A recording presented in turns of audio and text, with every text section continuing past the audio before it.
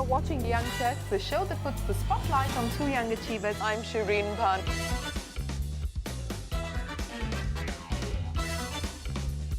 You're watching the Young Turks Dream Deck, and after the beginning of our 11th year, we turned 12. For 13 years, we brought you some of India's hottest entrepreneurial stories. On stage in front of about 500 odd people said that I was the universal mother for Young Turks. Now, I should have been upset, but I really wasn't, because I feel a strong connection with the people that have been featured on this show.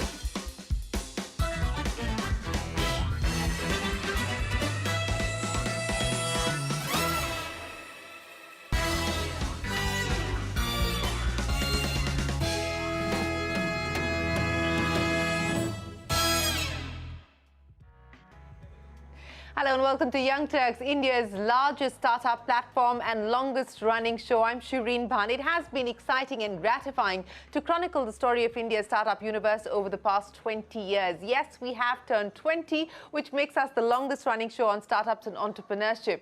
Now, over the last 2 decades, Young Turks has unfailingly captured the rise of India's first generation entrepreneurs. No storied backgrounds or deep pockets, but full of audacity to build internet businesses relevant for a post-liberalization, mobile-first generation of India. And the growth has been exponential. The Indian startup ecosystem is currently valued at a whopping $400 billion, and the country is now home to over 65,000 startups. From just 8 unicorns in the 5-year period of 2011 to 2015, India has minted a record 44 unicorns in 2021, and in 2022 we're already adding $16 billion startups to the tally.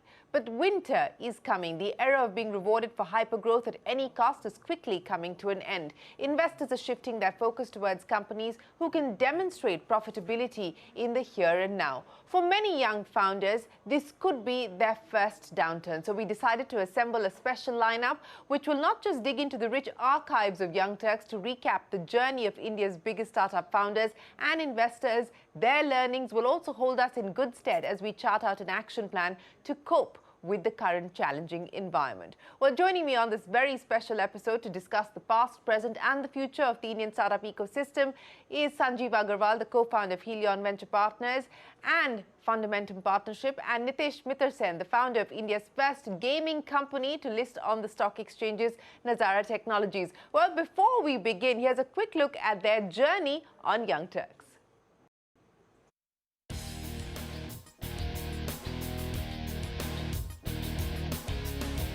We have to celebrate this next round of entrepreneurs. In 2000s, people like Hitesh and Raman and Sanjeev and all of us started these companies. And yourself, yes. He's being extremely modest. with grey hair. And now I think we have this 25 years old who are creating very interesting assets.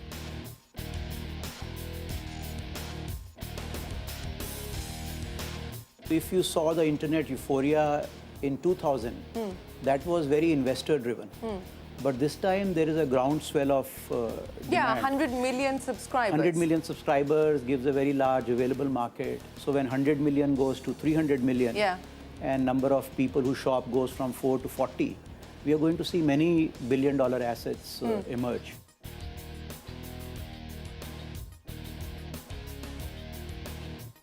Every time a company crosses about $50 million in revenue, if it's a tech company, it can be listed for $300–400 million, which is an executable size on NASDAQ. I still feel that on Indian bourses, you need to be a very profitable company, which Sanjeev's company was, which will not be the case for most of these.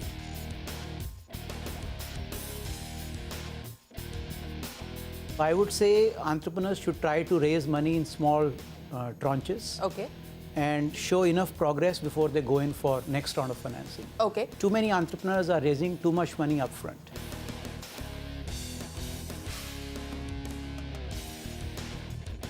Putting money is easier. Taking it back is much harder.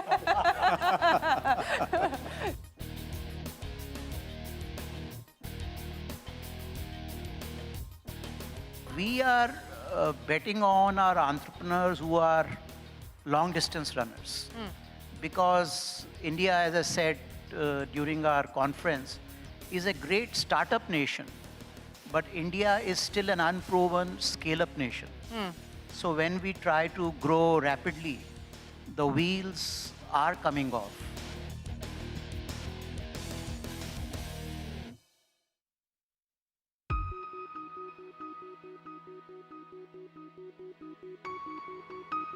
Around in 1999 or 2000, that's when the dot-coms were becoming very popular. I was studying in a college. It didn't require much attendance, and I had a lot of free time. Therefore, I set up this website, which was supposed to be, entertainment oriented. So we were doing. We had a radio channel on the web. We had a lot of Bollywood content. We had a lot of online gaming. But I think the market was not mature enough at that point of time. We had assembled an excellent team with a lot of expertise in online gaming when we were doing the website work.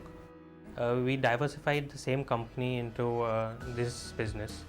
We started working with Indian operators over here, doing stuff on SMS back in 2002. Simple things like, you could play games on SMS, you could chat with other people on SMS. So we set that up, and since then this is a business that has been really taking off, not only in India but worldwide.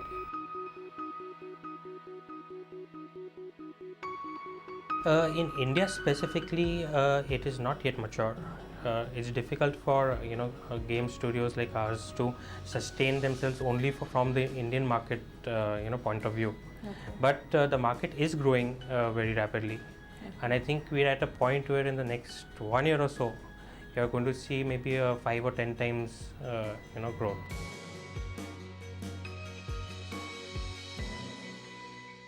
I started the company in 99-2000. I saw the whole dot-com crash really close and upfront, right?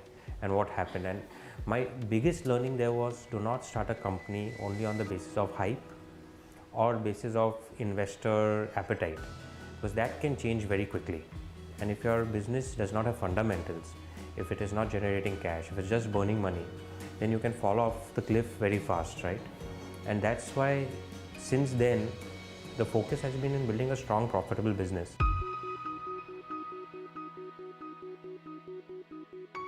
I was featured on Young Turks in sometime in late 2004 or early 2005.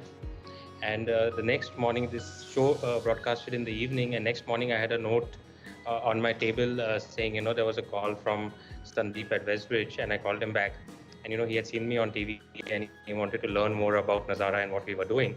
So of course, you really played a matchmaking role for us, and it's been a great journey thereafter, the next 15 years.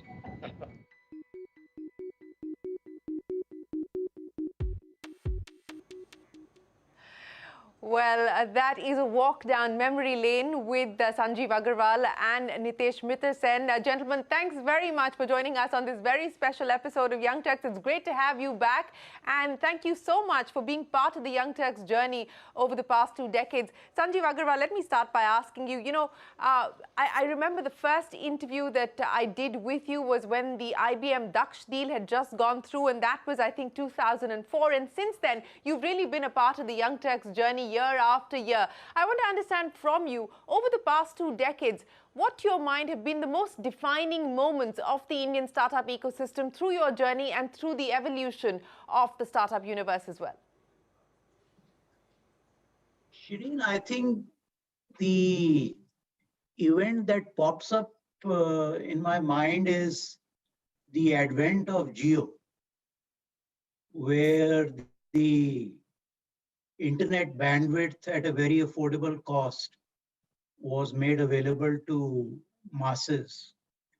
And actually that changed the entire game on internet commerce. So that to me is one defining moment.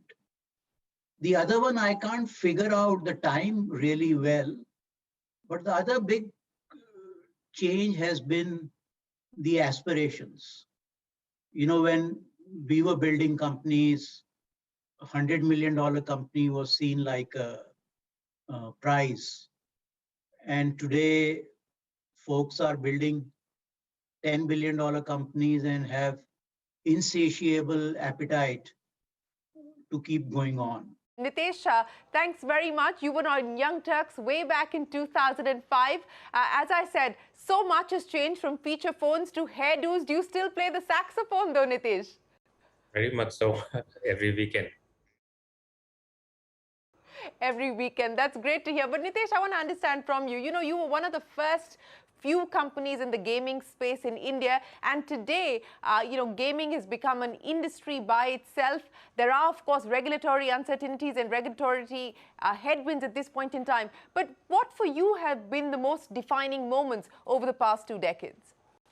Yeah, sure. I think, speaking for myself and the industry I worked in, one important defining moment was, the advent of data-enabled phones that were available. For me, the big moment was when I got a Nokia Series 60 in my hand and saw what it could really do, right?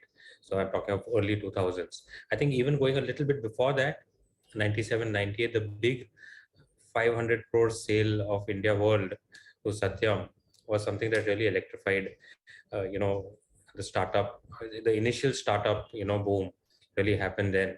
And I remember waking up to the newspapers with that headline and just being amazed. I think these two things stand out for me. Besides, of course, in a long journey of over 20 years, there's so many milestones that we crossed. Yes, there are many milestones that we have crossed. But Sanjeev, I want to come back again to the point that you made. And I think while we have seen a lot change over the past 2 decades, I think, if I were to point out the big change and the big inflection point that we've seen in the ecosystem, perhaps a decade or more importantly, about 5 to 7 years on, what we have seen is the not just companies being able to start up, but companies being able to scale up. Now, I remember when you were joining me on the program at the Young Turks Conclave in 2018, you very clearly said that we're a great startup nation, but we're still an unproven scale-up nation. How much has changed on that front today? I think, Shireen, an entrepreneur of, let's say, early 2000, was really all about growth at any cost. I think today's day and age, smart entrepreneurs are driving 3 concurrent engines, which is namely growth, efficiency, and foundation. So growth with healthy unit economics, I think, is a mantra that will lead to building sustainable companies. And that change is very clear. Now there are clear revenue models and paths to profitability versus pure eyeballs, which is what we saw in early 2000, because there was no way to monetize. So the caliber of entrepreneurs that are coming in today are a lot more rounded. They surround themselves with good caliber CFOs, CHROs. And I think that transition is well underway. Speaking of capturing market share as well as focusing on unit economics, we are once again faced with challenging times. The environment has changed. The era of easy money, of abundant capital, perhaps is looking tighter at this point in time, given the global environment and the change that we are seeing as far as interest rates are concerned. And I was just reading a blog, that said that the era of revenue multiples is perhaps over, at least for now. So Nitish, you were talking about your own experience of dealing with the dot-com bust and how that forced you to look at building a sustainable, profitable business. And now you've, of course, gone on to IPO as well in 2021. But as you see the environment today, what do you believe the need of the hour is in terms of changing the way that people are operating? What worries you and what gives you confidence in what you're seeing today? Sure, Shireen. So I think for me, the opportunity on startups, right, and the opportunity that our own market offers today is unparalleled. Like I was telling you earlier, I have no doubt that in the next few years, India is going to become the startup nation of the world. And these market cycles, as we are experiencing right now, will keep happening. They've happened, many times in the past, and it's a stopgap, a cycle which will happen for 6 months, 1 year, 2 years, and then you resume. I think India's on a one-way trajectory of value creation that's never been seen before. And as Sanjeev was saying, the kind of hunger that the entrepreneurs have and the accelerated maturity they have, plus the market size they can play in now, is almost a perfect storm for India. So I think the founders and the startups should not lose a plot of the bigger picture. They need to focus on the bigger picture, but in the interim period, if the cycle is bad, if raising funds is going to be difficult, they have to do whatever they need to do to survive, because as long as you can live to fight another day, you can win the war or win the battle, right? uh, don't lose out on the big picture, don't lose out on the big opportunity. But let's talk about the metrics that one should focus on. And Sanjeev Aggrawal, to Nitish's point there, that look, as far as the good companies are concerned, the money will continue to come in. It's perhaps not going to be as quick or as easy as it was over the last few years, but the money will come. But on finding this balance between not being too risk averse or too conservative and not being hyper growth at any cost, what should the metrics be that entrepreneurs today should focus on? I think, Shireen, the top two that come to my mind, one would be gross margin, because that tells you whether your value proposition is being compensated for by the customer. And the second one which comes to my mind is customer experience as measured by Net Promoter Score.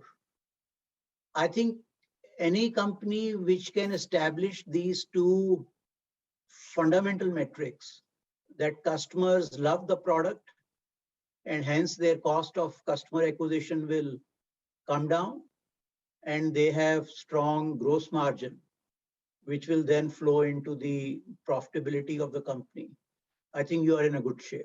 Right. Nitish, one of the other aspects I want to understand, and especially from your own experience of IPOing, and this takes me back to a conversation that I had with Mr. Murthy just a few days ago, where he said that what we are now starting to see happen much more of is that founders are looking at IPOs merely as a financing event and nothing more than that. But in fact, it changes the ball game altogether. So I want to understand from your own experience of IPOing, what you would like to put on the table in terms of lessons learned, more importantly.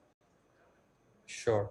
I think, for us as a company that had been around for, nearly 2 decades, I think it was the right time to IPO. We had been profitable for many years.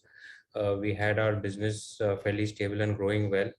And so we were confident. We had a governance right. I think that was very important. We had, the basic structures in place, the basic teams in place. So for us, the IPO was a natural progression, to grow up, I would say. And I don't think the IPO can be looked upon as just a financing round, because it comes with a lot more responsibility. Today, Nazara has over, 150,000 shareholders. And, everything we do has to be keeping them in mind, right? And keeping their interests in mind. So I think you have to have the right balance. Of course, you can't, as a company, start only playing to the gallery. You have to take your strategic long-term decisions. We are trying very hard to ensure that we are not taking decisions only to meet quarterly targets of what the market expects us to do, but be brave enough to also take decisions that may be medium to long term. But I think going public only from a financing perspective is completely the wrong way to do it. Sanjeev, I want you to comment on that. Through your experience of seeing the IPOs of the likes of Make My Trip and many others that you've been involved with, what should the IPO playbook be for those who are waiting in the wings now, looking at that possibility and that option? Probably one would be that there is 30-40% growth rate, because markets like to put money behind growing companies. So you need not be growing at 100%, 200%. 30-40% growth rate looks good.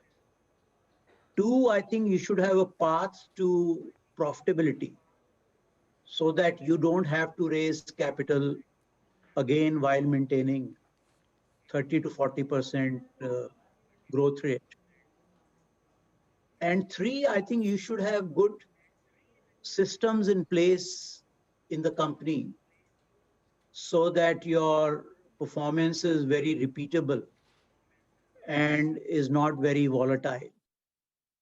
And I think fourth, probably, you have to also pay attention to the industry structure.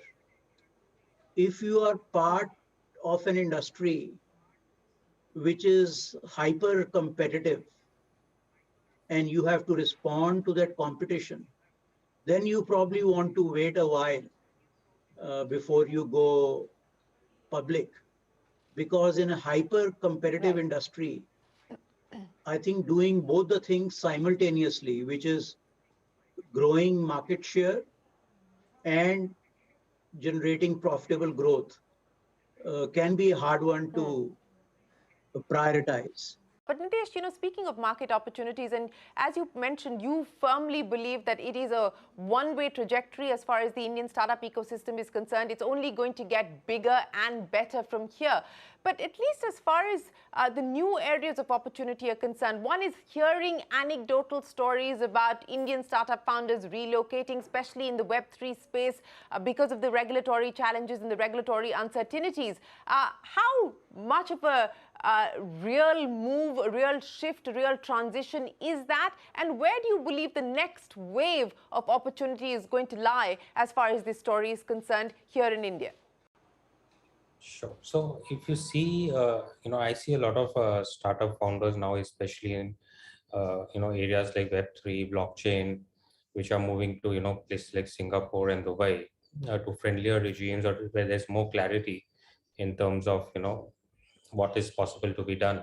So yeah, I am seeing that kind of migration, but at the same time, the number of founders and startups I'm seeing, in India itself is no less. I think while a small percentage for their own reasons may move out, I think there's a very, very large movement that is happening in India. And which is why I firmly believe that India is going to become the startup nation of the world. That's a one-way trajectory I was talking about. So I have no doubt about it. And I would not be so worried about some founders moving abroad. Of course, if we can retain, they are great talent, great opportunities. If we can manage to retain them, nothing like it. But nevertheless, I think the whole startup ecosystem in India is only going to scale and at a much faster rate. Sanjeev, how excited are you about the Web3 opportunity in India? What are you hearing in terms of migration, especially from the Web3 space, of founders moving out of India? And more importantly, the last big shakeout that we saw in the Indian startup ecosystem was around 2015. We saw many closures, we saw a fair amount of consolidation. Are we likely to see that play itself out, at least in some of the key sectors that we saw a lot of the money coming in, EdTech, for instance? Is that right now for some even more serious consolidation and shakeout? Shireen, this time the big difference is that the startup activity is actually quite widespread. So in early 2000, startups were confined to travel and retail, Make My Trip and Flipkart. But now they have transcended to all industries and sectors. And I still feel that we are very early in the digital penetration of these industries. So my sense is that companies which are well run, which have good unit economics at a transaction level, which have good customer experience, will find new capital for themselves. I think the trouble would be companies which have really not created any strong value proposition and have very high cost of acquiring a customer. And as I said, value proposition is little feeble.